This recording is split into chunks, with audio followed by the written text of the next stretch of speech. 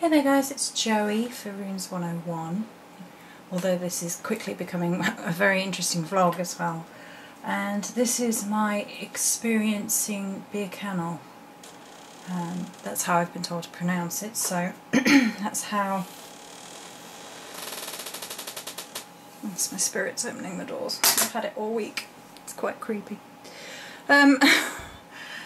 Right, so this week I thought was going to be a gentle week because of this rune, and it's actually possibly been one of the more difficult experiences. It's been high highs, low lows, and a lot of very deep messages. Some of it I can't share because it's so personal, and I'm going to give examples from my past where I've overcome that situation. But I will read to you from my vlog and explain everything in the picture, and we'll see how we get on. I pulled this rune and I had a feeling it was coming. Where the heart truly lies. Truth is the hardest thing. I wasn't sure whether or not to stay where I am this week, basically, without going into personal details, and had to make that decision. I then came across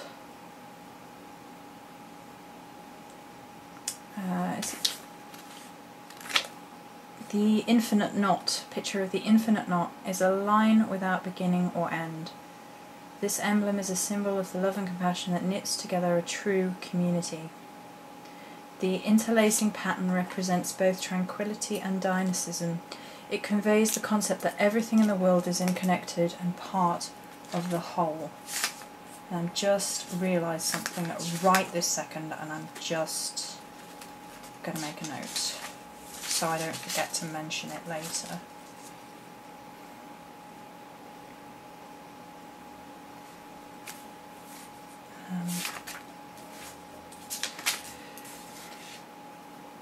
One second, excuse me.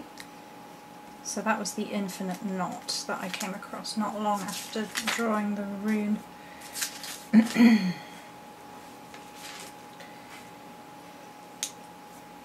Okay, and then I had my experiences, and my decision was to stay where I am, comfortable. This is my place from which I can grow and empower myself, and that has been the message more than anything this week. And I had a direct message from the Morrigan which went like this. The choice has been made. The path has been set. Now you must prove yourself, become yourself, improve yourself. You must embrace your path. In safety is where I placed you. It was my gift. Now transform that gift into something beautiful, something powerful.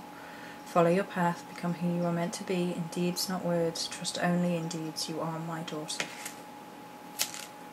So I think that's a good point to discuss the stuff that had happened in my past with regards to hearth and home, and how it can be a real depowering event. This rune is all about, you know, your relationships with others, as well as fertile grounds, birth of either physical birth or birth of something new, and that has definitely come about. But quite often it comes about from the end of one thing, and if, you know, Morrigan teaches me anything, it is this. Things die and things are reborn, and it might not be as black and white as that, but I think basically what I underwent early this week is the death of a part of me. It was painful and it hurt, and I had to ride it out, and I got physically sick off the stress. I'm still not 100% because of the physical side of the illness. And I'm going to refer to my past, where I went up north to be with, I'm not even going to call him a man because he's not, and it turned out, you know, he lied about everything. Everything he was, everything he promised, he lied completely about everything. And he'd done a fantastic job.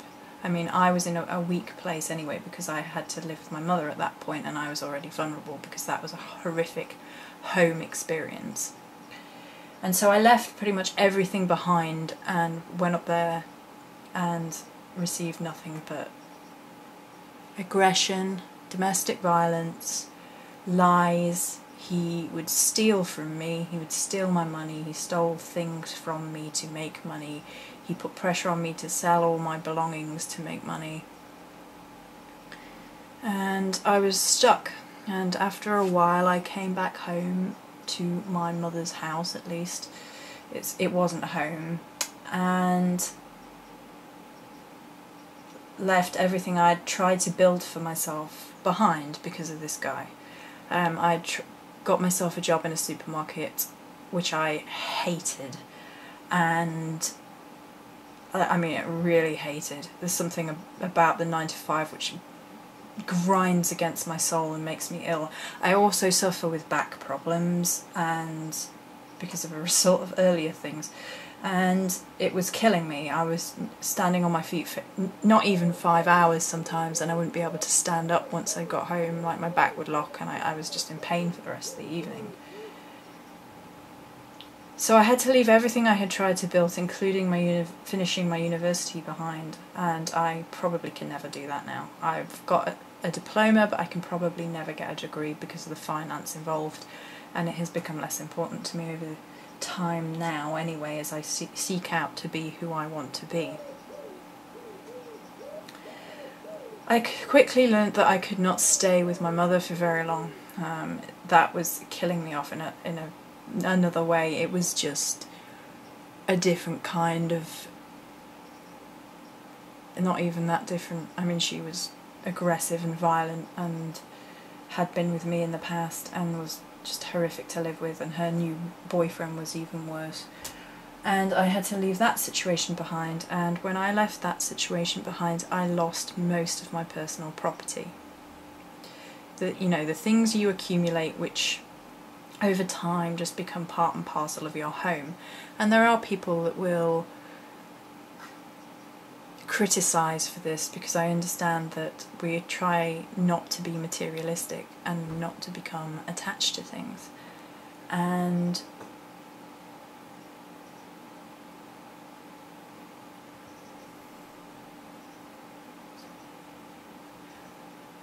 it's a very difficult concept, because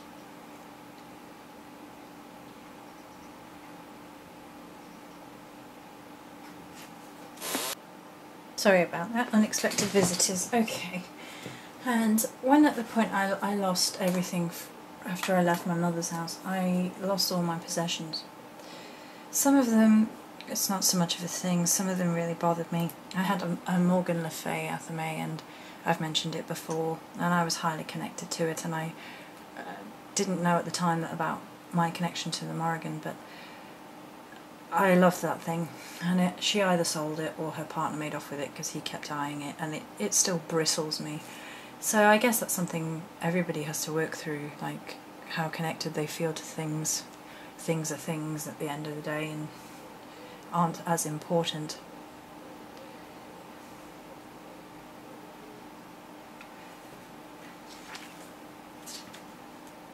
So we'll carry on through the journal. I kept dreaming of bees. Self-pollination, empowerment, hard work, choosing our end results. Wealth, good luck, hard work will pay off. You can accomplish the impossible.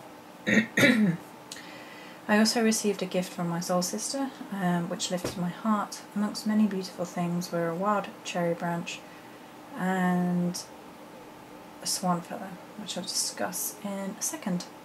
And then we have Lunar Sar, so personal harvest, the first harvest festival, messages of sacrifice, personal growth and power. It's no coincidence I pulled this rune, the first rune I ever interacted with 10 years ago, maybe more. Messages equally of getting back to yourself and empowering yourself will who you want to become. My ritual was moving, the energy warm and strong. Halfway through, I went to the window and a butterfly, red admiral I think, flew in, touched my head and flew out again. It was incredible. Been seeing little white cabbage butterflies all day as well. Personal empowerment, but the right to choose how to be happy within how I work. I'm signing up for a Japanese language course as a result of my experiences this week to open up a future possibilities such as tutoring, etc. And obviously Japanese is something, and Japan is something that speaks to me. I enjoy the language and some of the culture, and a lot of the things which are Japanese I do enjoy.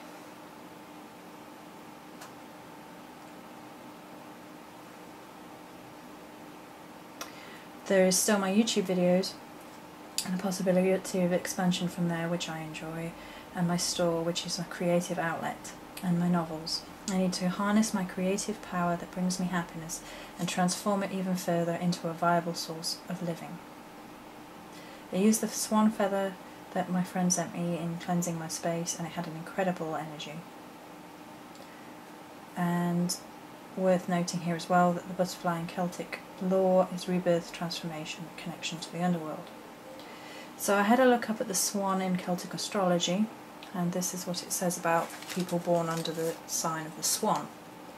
Spiritually evolved, eloquent in expressing themselves, high standards, discriminating tastes, keen eye for beauty even when others can't see it, refined, noble, often mistakenly thought of as being detached, but this is not the case. The swan is a lover and can be very passionate in relationships. That coolness comes from the swan's understanding of composure. Natural aristocrats can be exacting in details, have specific ideas about how they want things done. They also are symbolic of love for mating for life, as well as transformation in sort of your ugly duckling style mythos, which can be found in most places where swans exist, that you can grow and transform into something incredible and beautiful from less so beginnings. The wild cherry that my friend sent me is definitely and completely tied up with the Morrigan. It's actually used as an offering to the Morrigan, but it's sacred to the Druids. It's used for creativity, healing and love. Cherry juice is used as a substitute for blood in old recipes. Venus and Virgo associations, centered, grounded energy, fruit and juice used in love spells, incites more lust than other ingredients, seduction, fertility, all tied in with Lunarsar there, with the blood aspect as well, with that's more John Barleycorn, as I told off, because the blood imagery is technically not from what Lou did. It's still tied in with a festival though. Intuition, overcoming difficulties, unification between groups of people, spells of detection. All of these are very Morrigan style traits. She can be tied to lustful and love and sexuality. She can be tied to the whole blood connection there, as well as the Lunarsar connection. And intuition and fertility, she can be tied to all of these things in different aspects of herself that we have discussed at one point or another. Also keep seeing the phrase, believe in yourself, you're braver than you believe, smarter than you think, and stronger than you know. I must have seen that 5 times this week in different places. I also won some carnelian runes through my crystal journey on YouTube, and they are connected with Virgo and strength. I've started crafting a few bits and pieces for autumn, which is a time where I come into my own and feel more powerful and more connected. A lot of people are struggling at the moment, stressful moments of health in particular. I've had stomach problems with my IBS and leg cramps this week, but I wanted to include in my Lunarsar workings some healing for some people who have been through even worse than I have this week. And it was interesting because the infinite knot is actually what I created without even realising out of crystals. I actually did the infinity loop, but it's the same idea. And if you think about what I said earlier about the fact that the knot is the interconnectedness of a true community knitting together and sending healing through that, then that is quite a deep and powerful thing that happened this week, that when I stepped outside of my own pain, even though I was feeling it, and tried to send healing to those who, two people in particular who I'm not going to mention their names just in case, but they've both had hospital related stuff this week, which I haven't.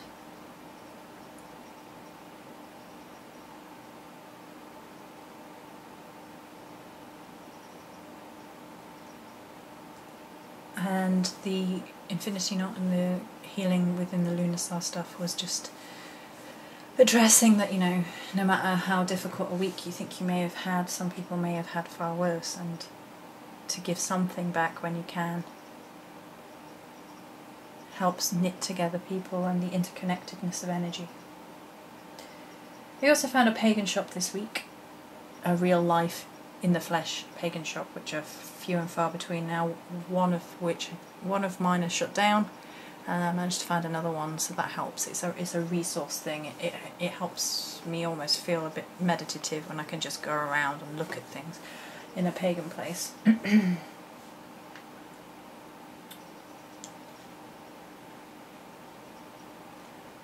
I have to go forth from this point in my life and empower myself. I've spent most of my life protecting others, guarding others, even mothering others, which of course ties to the mothering aspect of the rune. Now it's time, as the wheel turns to the dark half of the year, to turn inward, to embrace myself, and to grow.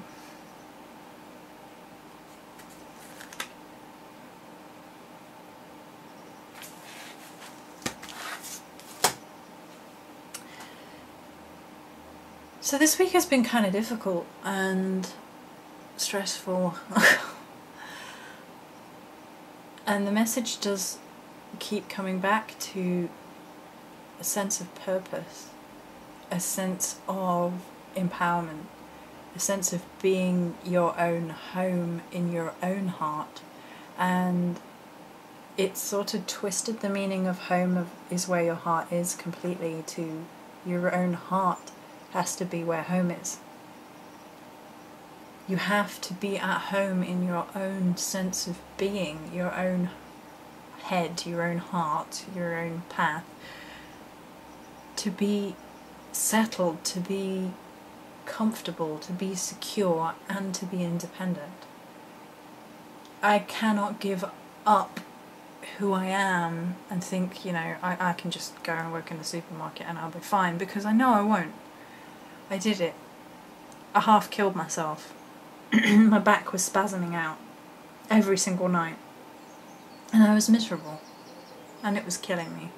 And that is not who I am. And I feel guilty about it sometimes. Like, this is what society demands we do.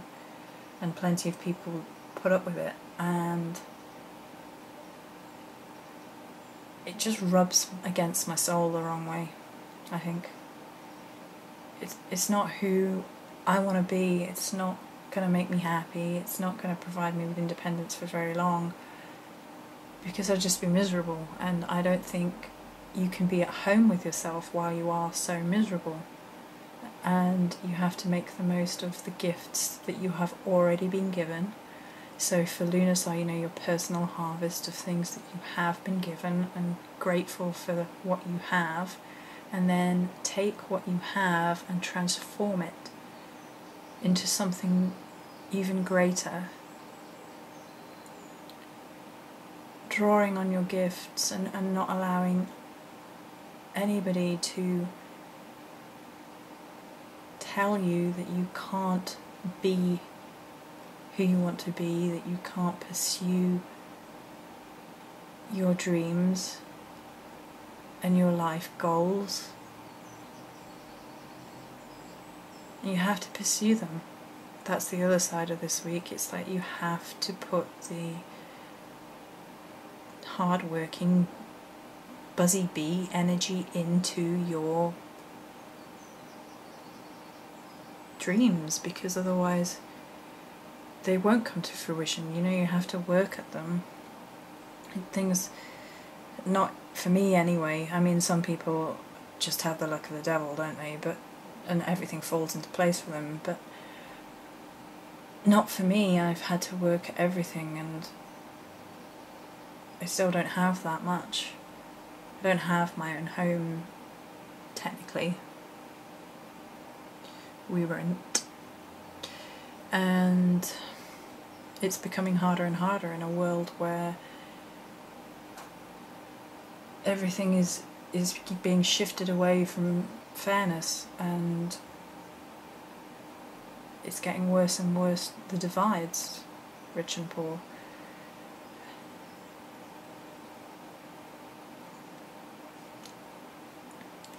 So I think that will be it for this week.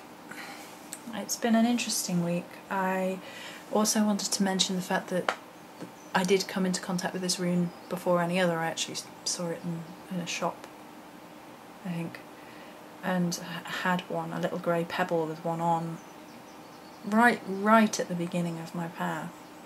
And there's something about coming full circle in this, the cycles, the circles, and coming back to yourself, remembering who you are, what you want, who you were, how far you've come, and embracing all that knowledge and saying, why should I have to give up who I am, who I was?